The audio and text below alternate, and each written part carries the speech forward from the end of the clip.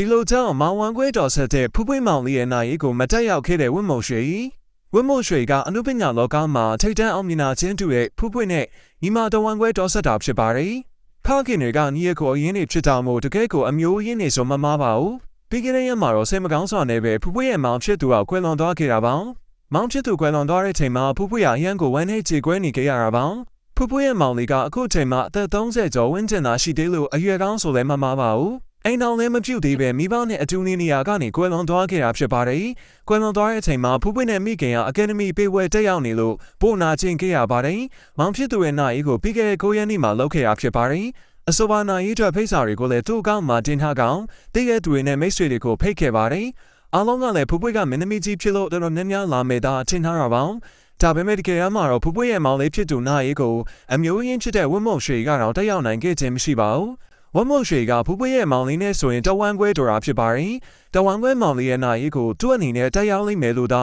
လူအများကထင်ထားကြတာပါ။ဒါပေမဲ့တကယ်မှာတော့ဝမ်မုံရွှေကနာရီမှမရှိခဲ့တယ်လို့သူ့အမေကိုလည်းမတွေ့ရပြန်ပါဘူး။ဒါကြောင့်မို့လူအများကတော့ဝမ်မုံရွှေဘာလို့မလာလဲသိချင်ခဲ့တာပါ။ဝမ်မုံရွှေအနေနဲ့အခုချိန်မှာဖူးပွေးရဲ့မိခင်ဘေးနားမှာအရှိတင်ဆုံးချိန်လို့သတ်မှတ်ထားတာကြောင့်ပါ။ဒါပေမဲ့ဝမ်မုံရွှေအနေနဲ့လည်းအလုပ်တွေများလို့မလာရောက်နိုင်တာဖြစ်ပါတယ်။ဖူးပွေးနဲ့ဝင်းမုံရွှေတို့ကြားထဲမှာအမုန်းတွေလည်းမရှိကြပါဘူး။နှစ်ယောက်လုံးကချစ်ခင်ကြတဲ့ညီမတွေဖြစ်ပါတယ်။အကယ်ဒမီပေးပွဲမှာတော့ကလည်းနှစ်ယောက်ကအတူတူတွေ့ခဲ့ရသေးတာပါ။လူကြီးတွေကိုကြိုးတဲ့ချိန်မှာခမ်းမရှိထွက်ကကျူရတာဖြစ်ပြီးတော့ဖူးပွေးကိုတွေ့ချိန်ဝင်းမုံရွှေကလည်းဝမ်းသာနေခဲ့တာပါ။ဒါကြောင့်မို့ဖူးပွေးရဲ့မောင်ဖြစ်သူနာရီကိုတမင်မလာခဲ့တာမျိုးတော့မဟုတ်ပါဘူး။ဒါအပြင်ပြီးခဲ့တဲ့နှစ်တွေတုန်းကလည်းဖူးပွေးအတွက်ဝင်းမုံရွှေကညီမကောင်းတစ်ယောက်ဖြစ်ခဲ့ပါသေးတယ်။ပြီးခဲ့တဲ့နှစ်တွေမှာလည်းဖူးပွေးကဖခင်ကိုဆုံးရှုံးခဲ့ရသေးတာပါ။ဖခင်အောင်ဆုံးရှုံးလိုက်ရချိန်မှာဖူးပွေးမှာအနားမှမရှိခဲ့တယ်လို့နာရီကိုတော့သမီးတယောက်အနေနဲ့တာဝန်နေလာမလုပ်ပေးနိုင်ပါဘူး။ဒါကြောင့်မို့သမီးတယောက်ဖြစ်တဲ့ဖူးပွေးရဲ့တာဝန်ကိုဝင်းမုံရွှေကပဲလုပ်ပေးခဲ့တာပါ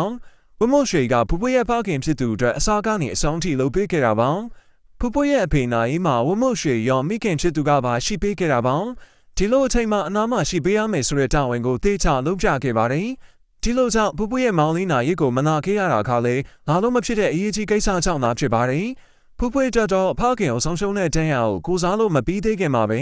မောင်လေးကိုပါတဖန်ဆုံးရှုံးရတာမို့အတော်လေးကိုဝမ်းနဲ့ကြေကွဲစရာကောင်းပါတယ်။တကယ်ကိုဖြေမစင်နိုင်စရာချင်းကြီးဖြစ်တာမို့ပရိသတ်တွေကအရန်ကိုစိတ်ပူနေကြတာပါ။ဒါပေမဲ့ဖူးပွေးကတော့တရားကိုလက်ကင်ထားကထင်သားတာထက်ပိုပြီးတော့တည်ငြိမ်နေခဲ့တာပါ။အရင်ပြရာခတ်နေရမျိုးမရှိပဲမိခင်ကိုလည်းပြေဝနှစ်သိမ့်နိုင်ခဲ့ပါတယ်။ပရိသတ်ကြီးရောဖူးပွေးချက်အားပေးစကားလေးပြောပြခဲ့ပါအောင်